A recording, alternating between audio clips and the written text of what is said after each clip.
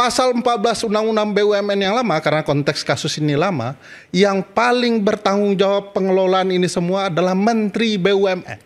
Siapa pelaku maling sesungguhnya dan siapa yang paling bertanggung jawab menurut Jadi ketentuan? Ahok dimunculkan hanya untuk mengalihkan siapa-siapa yang sesungguhnya berbuat korupsi. Ada yang memancing. Saya merasa bahwa dia tahu tapi tidak diungkapkan dan Karena ada satu hal. saya duga ada yang mengancam dia. Oke. Menjadi penting. Nah, kedua adalah kalau Anda tanya menarik. tentang lebih tahu mana Bang Ade. Ahok Siapa yang lebih bertanggung jawab? Bang Ade, ya. saya mau tanya, yang mengancam dia ini karena memang dia kader partai tertentu, kader PDI, apa gimana ini? Ya beliau diganti ya, karena orang jujur di Republik ini harus diganti. Orang yang tidak jujur yang harus dipertahankan. Sebutkan oleh Bung Ade Armando bahwa Pak Ahok pasti tahu. Sementara Bung Hendarsa mengatakan kalau Pak Ahok tahu, maka bisa jadi obstruction of justice. Betul ya? Oke. Saya ingin tanya ke Bung Ferry Amsari sebelum saya ke Bung Guntur Romli. Oh, saya mau panjang nih, jangan ke Bung Rom. Intinya aja yang terlalu panjang. Intinya aja. Ya, pertama, tujuan orang korupsi itu dalam berbagai studi ya, itu ya. Pertanyaannya benar. Kalau obstruction of justice, Sabar. obstruction of justice. Sabar sampai nggak boleh langsung loncat saya menjelaskan. Jadi karena ada korupsi by greed gitu ya, sudah bisa dipastikan fenomena ini sebagai korupsi karena kerakusan, greedy ini. Betapa besarnya uang negara yang dirugikan. 1 kuadriliun itu kalau dikaitkan dengan takjil, saya nggak tahu orang berapa banyak di Indonesia bisa dapat. Nah, karena potensi bahwa ini dilakukan dengan kerakusan dan berkaitan dengan perusahaan plat merah negara, kita harus betul-betul baca ketentuan undang-undang. Siapa yang bertanggung jawab dan apa kira-kira perannya secara ketentuan undang-undang. Pasal 5, Pasal 6, Pasal 7 Undang-Undang 19 2023 tentang BUMN sekarang sudah diubah dengan Undang-Undang nomor 1 begitu ya. Menjelaskan ada tanggung jawab kepengurusan dan tanggung jawab pengawasan. Ini ada pagar yang tinggi ya. Nah, siapa yang bertanggung jawab di dalam kepengurusan? Para direksi. Nah, apakah ya di Patra Niaga pengurus yang bermasalah ini sudah menjalankan tanggung jawabnya atau menyimpangkan tanggung jawabnya? Siapa yang berperan dalam pengawasan? Sekali lagi berdasarkan undang-undang ini adalah komisaris perusahaan Patra Niaga. Apakah bisa dikaitkan dengan Ahok? Bisa. Karena dia perusahaan induk. Tapi yang bertanggung jawab penuh adalah pengurus, pasal 5-nya. Lebih hebat lagi kalau kita pahami, siapa yang paling bertanggung jawab dalam pengelolaan BUMN? Pasal 14. Lebih sakti lagi pasal 3A undang-undang yang baru. Pasal 14 Undang-Undang BUMN yang lama, karena konteks kasus ini lama, yang paling bertanggung jawab pengelolaan ini semua adalah Menteri BUMN. Kebetulan Menteri BUMN sekarang dan Menteri BUMN yang dulu orang yang sama. Dalam konteks pertanggungjawaban pemberantasan korupsi, ini orang jangankan diminta pertanggungjawaban hukumnya, pertanggungjawaban moralnya harus ada, harus mundur. Menteri yang disukai oleh Bang Ade atau tidak, saya tidak tahu, tapi dia sama sekali tidak menunjukkan konsep pertanggungjawaban pejabat negara dalam konteks ini. Anak buahnya maling habis-habisan. 190 triliun kalau dikomplitkan kerugian Mohon keuangan. maaf Bung Ferry, bukan hanya satu loh ya. Ya. Di banyak BUMN kan terjadi akhirnya. Oh iya Bang. Kita fokus ke sini dulu. Kalau kerugian keuangan negara yaitu 1 kuadriliun itu dipikirkan apa yang bisa dilakukan, saya tidak terbayang berapa kali pemilu kita bisa lakukan. Kita bisa ganti-ganti presiden gitu ya. Tapi sekali lagi kita harus pahami konteks tabiat korupsi ini. Kalau mau kita bagi ya konsepnya, kan ada ya political corruption. Sifatnya adalah kekuasaan yang disimpangkan untuk mendapatkan keuntungan pribadi. Bang Rey benar sekali. Keuntungan pribadi dalam kasus korupsi tidak hanya di Indonesia, Bang Rey. Semuanya, kalau sudah bicara political corruption, pasti tidak sendirian. Tidak mungkin sendirian. Di mana uang 190 triliun itu disimpan? Di sebuah perusahaan, begitu ya. Kalau tidak semua orang terlibat, sulit sekali. Jadi untuk menutupi ya, maling besar ini, semua orang harus diupayakan terlibat. Bang Rey bayangkan ada orang yang berkuasa penuh, tapi seolah-olah tidak tahu. Itu konteks pasal 14, pasal 5, itu jadi aneh. Nah, saya agak memikirkan, jangan-jangan dalam kemelut kasus korupsi politik seperti ini, selalu temanya mau dialihkan. Kebetulan Pak Ahok ini suka ngomong kan. Dan biasanya orang tidak nyaman kalau ditembak omongan Pak Ahok. Ini tepat kita bawa orang ini untuk mengalihkan cerita substansial. Siapa pelaku maling sesungguhnya dan siapa yang paling bertanggung jawab menurut Jadi ketentuan. Ahok dimunculkan hanya untuk mengalihkan siapa-siapa yang sesungguhnya berbuat korupsi. Ada yang memancing, banyak itu dalam praktik-praktik ya, pengalihan isu dalam kasus korupsi ya. Nggak ada meyakini itu. Tapi catatan saya mau kasih saya tidak mungkin perlu dipahami bahwa semua orang potensial dalam lingkaran yang sama itu terlibat. Pertanyaannya, kenapa hanya fokus ke Ahok? Kalau ketentuan undang-undangnya bicara yang lain.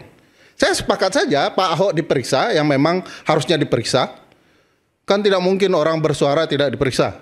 Tapi pertanyaannya, orang menurut ketentuan undang-undang yang bertanggung jawab siapa? Juga diperiksa dong. Kalau pakai undang-undang BUMN yang baru, Bang Ade lebih sakti lagi. Pasal 3A itu. Pak Presiden yang bertanggung jawab. Ini karena mau menjelang Danantara ya. Mau uang ini jauh lebih besar gitu ya. Harus ada pelindung raksasa juga. Supaya maling-malingnya itu terselamatkan lah, kurang lebih begitu ya. Dalam konteks ini menurut saya, kalau mau bicara obstrak, ini banyak yang obstrak nih. Apakah Pak Ahok menyembunyikan sesuatu yang dia ketahui? Karena unsur pasal 21 Undang-Undang Tipikor itu harus ada unsur kesengajaan. Untuk menyembunyikan, menutupi, ya, tadi kalau melawan, Bung Ferry, kalau saya sampaikan baik langsung atau tidak langsung. Bung Ade meyakini bahwa Pak Ahok tahu banyak karena apa yang kemudian secara komunikasi dianalisis oleh Bung Ade. Apakah itu bukan? Saya tanya balik Bang Mas Aiman, saya tanya balik Bang Ade. Kalangan penyidikan. Mana yang lebih tahu banyak, Pak Ahok atau Pak Erick Thohir? Ya, pertama saya harus tegaskan. Enggak, secara hukum. Enggak, ini penting nih. Saya tidak sedang menuduh bahwa Pak Ahok ini menutup-nutupi dengan sengaja. Tapi tahu banyak. Ya, dia tahu banyak, tapi dia tidak mengungkapkannya. Ada pertanyaan. Dan kalau tahu banyak menurut Bung Hendarsam tadi adalah obstruction of nanti dulu. hal-hal penyidikan. Nanti dulu.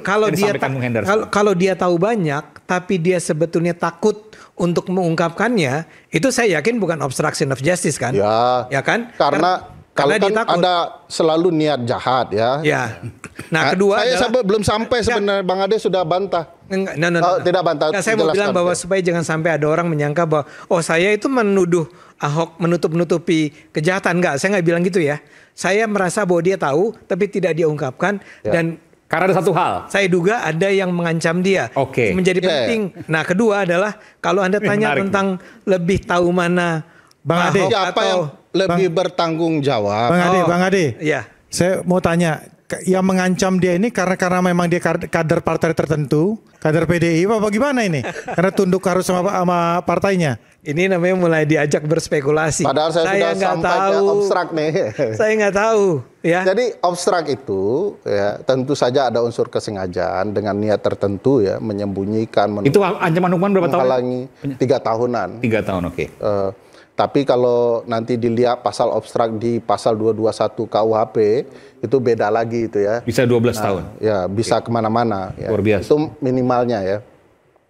Nah saya mau mengatakan bahwa mengetahui belum tentu obstruction of justice. Ya tergantung niatnya. Kalau dia diancam, dia takut mau menghadapi mafia besar gitu ya. Tidak semua orang seberani beliau ya ketika membongkar kasus Papa minta saham, Iya. yang kurang lebih anasir pelakunya sama ini, yang dikorbankan lain, pelakunya tetap hidup dan berjaya di Republik ini di era Pak Presiden Joko Widodo dan hidup terus sampai era Presiden Prabowo. Saya tidak suka menyebut nama karena nanti dikaitkan kemana-mana. Nah, saya mau menjelaskan obstrak yang terjadi sebenarnya mudah ditelusuri. Apakah Menteri BUMN sebagai orang paling bertanggung jawab menurut Undang-Undang BUMN menutupi, kalau dia mengetahui, menghalangi proses, tidak melaporkan, atau kemudian dia pura-pura ya bahwa dia tidak terlibat kalau seandainya terlibat. Nah, ini kan problematika obstrak yang jauh lebih terang yang perlu dijawab oleh Republik ini. Saya juga agak sanksi kalau aparat penegak hukum tidak memanggil orang-orang yang bertanggung jawab ini. Kalau dilihat konstruksi ketentuan undang-undangnya, kalau saya jaksa ya, saya akan panggil dulu tuh. Di pasal 5, seluruh direksi Pertamina panggil. Seluruh pimpinan BUMN panggil. Anda proses seperti ini 190 triliun ini, Anda tahu dari mana? Di mana Anda dikibuli sampai Anda tidak tahu uang sebesar ini? Mudah sebenarnya. Sabar Bang Hendarsam. Ini perlu dituntaskan. Ya. Nah, kalau kemudian kita melihat tidak ada upaya-upaya ke sana, saya melihat ini permainan sandiwara untuk membunuh lawan saja. Atau kurang lebih ya pergantian permain begitu ya. Ini kan ribut-ributnya tinggi ya. Kalau di kasus beliau kan karena beliau yang mengungkapkan, ributnya tinggi luar biasa. Tapi kita bisa lihat... Tapi diganti juga akhirnya. Ya, beliau diganti ya, karena orang jujur di Republik ini harus diganti. Orang yang tidak jujur yang harus dipertahankan ya. Nah, kita lihat kasus itu kan tidak berkembang. Bahkan orangnya duduk bersama presiden dalam meeting para pengusaha di Jepang gitu ya. Bukan di Jepang, di Indonesia dengan pengusaha Jepang. Anaknya sekarang terlibat. Wah, enak betul ternyata menjadi koruptor dan pelaku kerusakan Republik di negeri ini. Jadi maksudnya Pak Erick Thohir itu koruptor atau gimana ini maksudnya? Nah, atau saya tidak mau menjelaskan ke Bung Hendarsam kalau tidak nangkap poin yang saya sampaikan. Ya itu maksudnya kan. Saya mau menjelaskan ke publik ketemu saja. dengan orang-orang luar Anda sebut. Kayak saya mau mengatakan di kasus beliau itu ada anasir orang-orangnya yang sama di sini, tapi diberikan tempat oleh negara gitu. Iya. Okay. Harusnya presiden minta maaf pernah mengundang orang itu di depan Maksudnya para anaknya pengusaha. tersangka ini. Tapi kan konteksnya kan berbeda. Bukan Pak Erick maksudnya, anak yang tersangka. Iya, anak yang tersangka. Oke. Nah, makanya saya tidak mau menjelaskan karena kurang nangkap gitu ya. Nah, kalau begitu harusnya negara sudah minta maaf. Pak Presiden tidak pernah minta maaf. Apalagi presiden yang lama ya. Kejahatan berlangsung di tempat dia tidak malah merasa baik-baik saja. Malah membangun Republik ini kesannya. Padahal pelaku korupsi terbanyak sepanjang sejarah kita adalah di eranya. Harusnya sudah minta maaf. Kita nggak pernah dengar. Ini gara-gara Bang Ray nyuruh saya milih orang ini. Ada orang yang tabiatnya mestinya bertanggung jawab. Nah, kita melihat nih arahnya ini mengorbankan pemain. Jadi, nasihat saya untuk Pak Sorom, bahwa siap-siaplah partai Anda dan Anda sedang dikorbankan. Nikmatilah genderang ini, mainkan perjuangan. Kalau beliau kan cukup menikmati ya. Ayo monggo, siapa yang mau menjelaskan saya sampaikan. Siapa pemain sesungguhnya, siapa pelakunya, apa yang sedang terjadi. Ini juga harus disampaikan oleh kubu oposisi ya. Apakah ini menembak sasaran kepada kadernya, ya, pelaku-pelakunya, atau sedang benar-benar ya, membongkar kejahatan di Republik ini. Dan jawabannya menurut Anda adalah? Menurut saya omong kosong. Saya mau tanya satu, boleh? Lepas tidak. Saya mau nanya, Bung Ferry, bagaimana melihat orang yang dianggap tadi menurut Undang-Undang BUMN paling bertanggung jawab dalam seluruh urusan BUMN ini, justru bertemu dengan Kejaksaan Agung? Oke, kita akan jawab nanti setelah jeda. Tetaplah bersama kami di Saya aja yang jawab.